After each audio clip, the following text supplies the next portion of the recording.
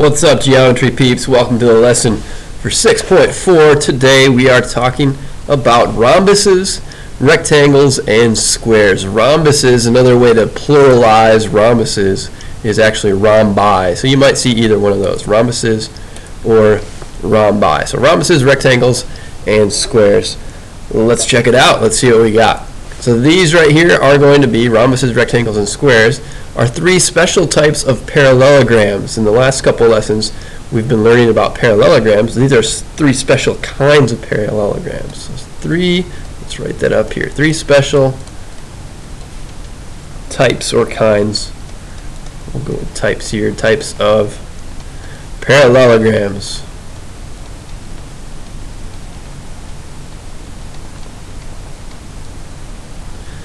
One type is just that, a rhombus. So what does a rhombus look like? What's special about a rhombus? I'll get out my my drawing tools here and do the best I can to draw a nice looking rhombus. What is special about a rhombus? It has four congruent sides. So if I were to measure these sides, I would actually want to make sure to measure them to be exactly the same length. Right now I'm just kind of freehanding it as best I can, but I feel like I did a pretty good job there. This and this and this and this. These are all the same length. So let's draw that in on the picture.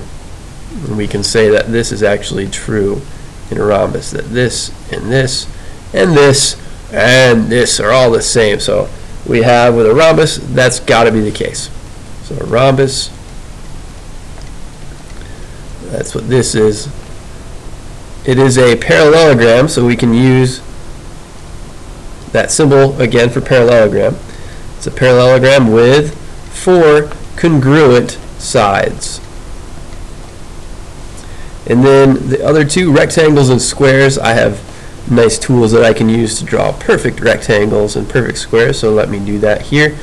A rectangle looks something like this. This is a rectangle, this is a rectangle, this is still a rectangle. These are all rectangles, but I have to draw it some way, so I'm going to go with something like that. So just any old rectangle will work, and then a square, I actually want to I'll use my square shape to make sure it's perfect. So I can't actually adjust this.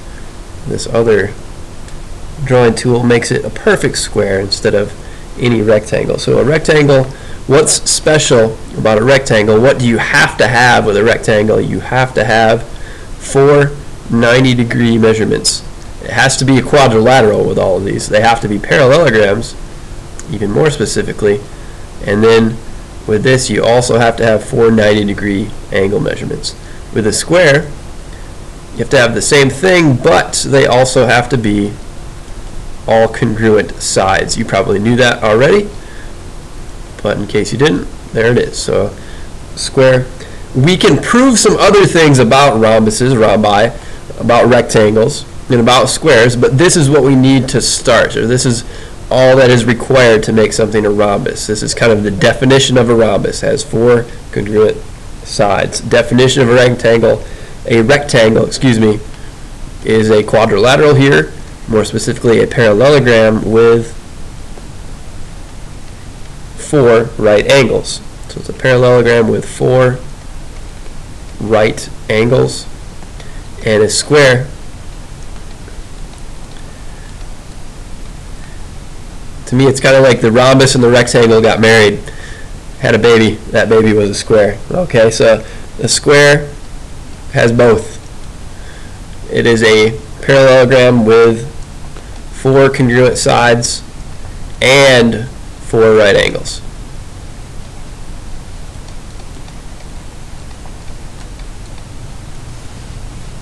All right, let's make a little note down here.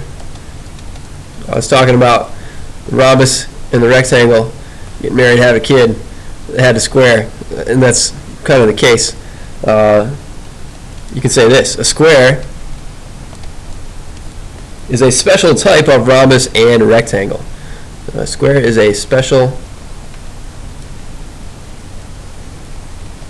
type of rhombus and rectangle. If you like biology or you're into that, it kind of has the genetic code of both of those things.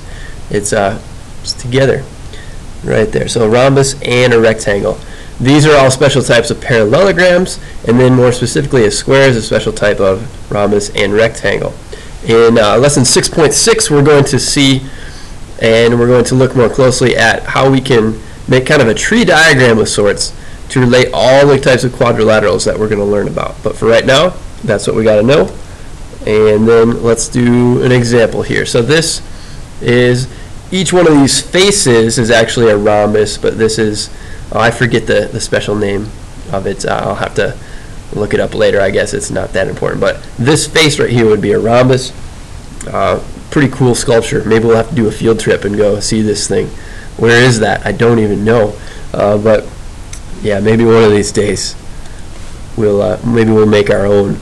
But anyway, let's draw a rhombus as best you can. I'm going to horizontally orient my rhombus here. So a rhombus, could you have a square, and would that be a rhombus? Sure. But I just chose to draw mine like this. And since it's a rhombus, I know something about that. We're going to assume that this and this and this and this are all the same. Let's actually, I want to erase that. Hopefully you're using pencil here. I want to keep this letter there. I'll have R, H, O, and M, kind of short for rhombus. Let's say, just for argument's sake, let's say that they said this. R-H-O-M is a rhombus. So let's say the question said that. And what is the value of x? Where's x? Well, I didn't give you those things yet, so let me put those in. Let's say Rm is 2x plus 3. Let's also say MO is 3x minus 6. And I kind of gave it away already, but it's a rhombus. What does that mean? Let's underline this in a different color. So take out your different color at this point. Rhombus. If it's a rhombus, that means it has 4 congruent sides. So what could we add to this picture? We can add this and this and this and this. And why is there a motorcycle on campus? I don't know. I don't know if you just heard that. That sounded like a motorcycle to me. Riding around school on campus. I don't know what's going on. I'm not sure what's the deal is with that. Okay. Anyway. It's really really? Somebody has a motorcycle on campus. They're riding around campus. Oh my gosh. Okay. Now let's go through this. Let's solve this. If this and this and this and this, all of these are congruent. This pair is congruent right here. We can say that this and this have to equal each other. It's as simple as that. So we can say 2x plus 3 equals 3x minus 6. So once we've got that set up, hopefully now it's a pretty easy algebra problem for you. Let's subtract 2x from both sides. And I'm going to do this at the same time. So that would go away here and here. I have an x. If I get all my variables on the right side, let's get the plain old numbers on the left side. So I would add 6 there. That would get rid of that here and here. And I'd have 9 equals x. To check your answer, you could plug that back in and see if these things actually equal each other. So you'd have 18 plus 3 is 21. And you'd have here 27 minus 6 is also 21. So that checks out. You know you did it right then. So let's check out some theorems that come up in this lesson as well. There's theorem 611, 612, and 613. I'll put that all here. So this is theorem 611. This one's going to be theorem 612. And this one's going to be theorem 613. And I'm going to draw one rhombus as best as I can. And then my other ones, I'm just going to copy and paste. Sorry, you don't get to do that. You actually have to draw each one. But draw your best rhombus that looks similar to mine here. That looks good to me. Looks like a nice rhombus right there. Pretty excited about that. You can just feel the excitement in the air. So I'll copy and paste that there, and I'll copy and paste that over here. So this theorem, I'm going to make mine just a little bit bigger to make what I'm about to explain a little bit clearer. That looks good, and let's do this one more time. Bada boom, bada bing, there we go. Okay, and then take out your different color, and I want you to connect opposite endpoints with a different color, and I'll make mine a little skinnier too. So I'm going to go with, I got red, you got whatever color you're using. Make the diagonals for these rhombi. I think my rhombus is a little bit off. I'm going to pause the video and make my rhombi a little better. That's more like it. Okay, so these are nicely drawn rhombi. Now I drew the diagonals in there as well. And then, my bad on this one, I told you I was going to have 3 rhombuses, but I'm actually only going to have 2 in this last one. I wanted to make a rectangle instead. And let's do that in black, a little thicker. There we go. And so I'll have a rectangle here for that theorem. So what do these theorems say? Well, this one, if you have something like this drawn in here, you have a rhombus, and then you draw in the diagonals. So a rhombus is a special type of parallelogram, remember. So this is a parallelogram. It's also going to be a rhombus if and only if this is true. If and only if the diagonals are perpendicular to one another. So let's call this A, B, C, and D. And then this is the case. A, B, C, D is a rhombus. It's if and only if. So that goes back to chapter 2, I believe that was. If and only if. It's a biconditional statement. It works going in both directions. If one is true, the other one has to be true. So if and only if AC is perpendicular to BD, segment AC perpendicular to segment BD. Alright, so that is that one. This one will draw in A, B, C, and D again. This is A, B, C, and D.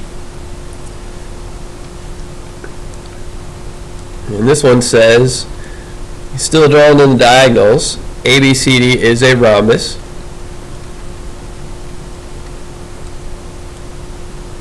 And it's going to be another if and only if statement. And what is that statement? If you look here, what do you think might be true about this angle and this angle right there and right there? If you say they're the same, you are exactly right. That's got to be true. It's a property that will always hold true with rhombuses. These two angles will also match up over here. All 4 of these will actually match up, and then this will also be the case, that this angle and this angle are the same as this angle and this angle right there. And so how can we write this out in words? We can say if and only if AC bisects, so cuts it exactly in half. If and only if AC bisects, so here's segment AC, it's got to bisect angle DAB, and it's got to bisect angle BCD. So it bisects angle DAB and angle BCD. And this also has to be true. So I'll say that and BD bisects these two angles, angle ABC or CBA, you could say it either way, and AD and C. So angle ADC and angle CBA. So that's the if and only if statement here. If one of these is true, the other one has to be true. If this side is true, it has to be a rhombus. If it's a rhombus, then all this stuff has to be true. And then theorem 613, let's draw in the diagonals, different color again. Last time for that different color, I believe, at least the last time for that. And let me change that there and there. There we go.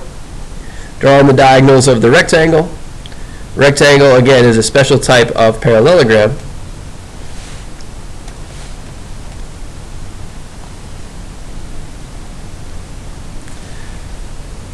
And this is going to be true of any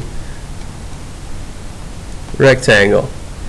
These are all going to be the same. So let's write that in. Let's put our letters around the outside here. This time we're going to say that's A, B, C, and D there, keeping it consistent with the way the book has it that way. And this is another if and only if statement, so we could put a little two-directional arrow here. This is going to be a rectangle. A, B, C, D is a rectangle. And this is true if and only if AC, the whole thing, segment AC, is congruent to the whole other segment BD. Now the way I drew this on here, I couldn't put a mark right here because then that would just be kind of confusing looking. You get all these marks. So if you say this one is congruent to this one, you put them together, they're going to be congruent to this one and this one also put together. So think of it that way, but each one of these parts will also be congruent. So this is a rectangle if and only if these two segments are congruent to one another. Now we could do some examples with this in the notes, but I feel like these ones, if you understand these theorems, we'll do some of that in class together and on the classwork as well. So we're going to stop it there and call that good for this set of notes. And if you have any questions on the notes, you didn't understand something, as always, let me know in class. Thanks guys, and I will see you soon.